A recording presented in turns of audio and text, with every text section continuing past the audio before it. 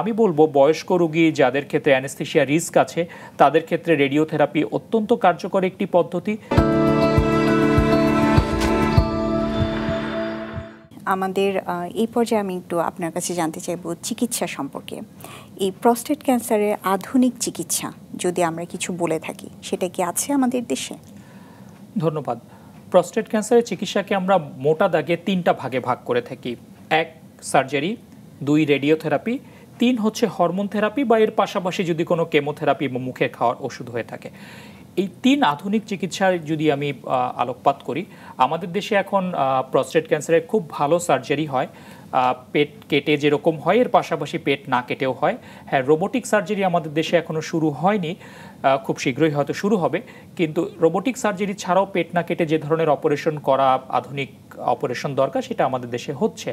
আমি আলোকপাত করতে চাই রেডিয়েশনের ব্যাপারে, কারণ রেডিয়েশনের যে পরিবর্তনগুলো এসেছে, রেডিয়েশনের অনেক আধুনিকায়ন হয়েছে। রেডিয়েশনের সাম্প্রতিক যে রেডিয়েশনগুলো আবিষ্কার হয়েছে সেগুলো এখন আমাদের দেশে বিদ্যমান। এর পাশাপাশি কেমোথেরাপি, ইমিউনোথেরাপি বা হরমোন থেরাপি যা দরকার হয় সেগুলো এখন আমাদের দেশে আছে। আচ্ছা, আপনি থেরাপির কথা বলেছেন, রেডিয়েশন থেরাপি এবং সার্জারির কথা বলেছেন। এই দুটোর মধ্যে কি এরকম কোনো বলা যায় যে এটা ভালো কিংবা সার্জারির চেয়ে রেডিয়েশন ভালো, এ ধরনের কিছু? দেখেন, আমি অনকোলজিস্ট হিসেবে অবশ্যই বলবো রেডিওথেরাপি ভালো। আমার সাথে আজকে যদি সার্জারি কলিগ থাকতো তাহলে হয়তো ডিবেটটা ভালো হতো।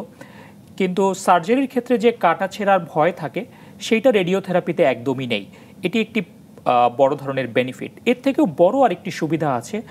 আমরা অনুষ্ঠানের বিভিন্ন পর্যায়ে আলোচনা করেছি যে প্রস্টেট ক্যান্সার সাধারণত হয় যাদের বয়স একটু বেশি।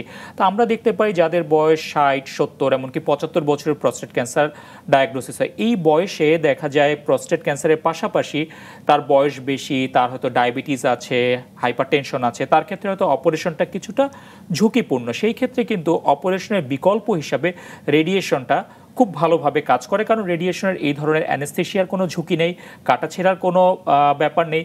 সুতরাং রুগী চিকিৎসা নিয়ে অসুস্থ হয়ে যাওয়ার সম্ভাবনা, এরকম কোনো সম্ভাবনা একদমই থাকে না।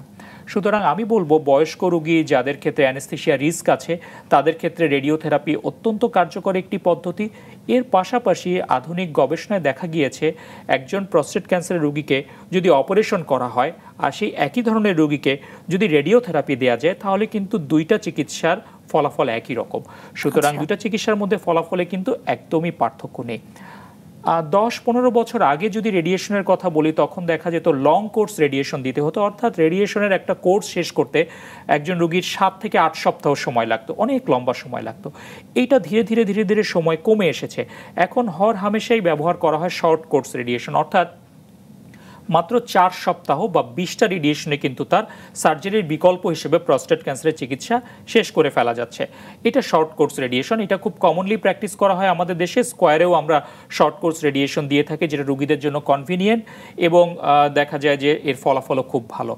এর পাশাপাশি সম্প্রতি আরেকটি পদ্ধতি এসেছে, এটিকে বলা হয় এসবিআরটি রেডিয়েশন, অর্থাৎ স্টেরিওট্যাকটিক বডি রেডিওথেরাপি। এই রেডিয়েশনের মাধ্যমে মাত্র 5টি রেডিয়েশন দিয়ে 1 সপ্তাহের মধ্যে প্রস্টেট ক্যান্সারের চিকিৎসা সম্ভব। এই নতুন চিকিৎসার দ্বার কিন্তু এখন আমাদের দেশে উন্মোচিত হয়েছে।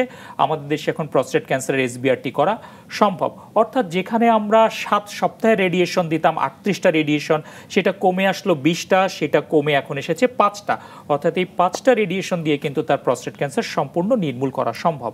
এখন প্রশ্ন আসতে পারে যে এই ধরনের রেডিয়েশনের পার্শ্ব প্রতিক্রিয়া কি হচ্ছে।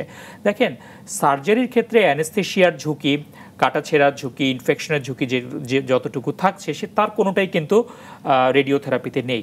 রেডিওথেরাপিতে যে ঝুঁকিগুলো দেখা যায় সেটি হচ্ছে প্রস্রাবে কিছুটা জ্বালা পোড়া হতে পারে, প্রস্রাবটা ঘন ঘন হতে পারে, বাথরুম নরম হতে পারে। এর বাইরে কিন্তু সচরাচর আর কোনো পার্শ্ব প্রতিক্রিয়া আমরা আমাদের প্র্যাকটিসে অ্যাটলিস্ট দেখি না। সুতরাং এটি অত্যন্ত সহনীয় একটি চিকিৎসা এবং এটার কার্যকারিতা বা ফলাফল বা আউটকাম কিন্তু একদম সার্জারির সমান। আমরা বিশ্বাস করি যে এসবিআরটি রেডিয়েশন আসার পরে এমন হতে পারে হয়তোবা সার্জারিটি সম্পূর্ণভাবে রিপ্লেস হয়ে যাবে রেডিয়েশন দিয়ে, এটা আমরা আশাবাদী এবং যেটা রোগীদের জন্য খুব স্বস্তির একটা বার্তা।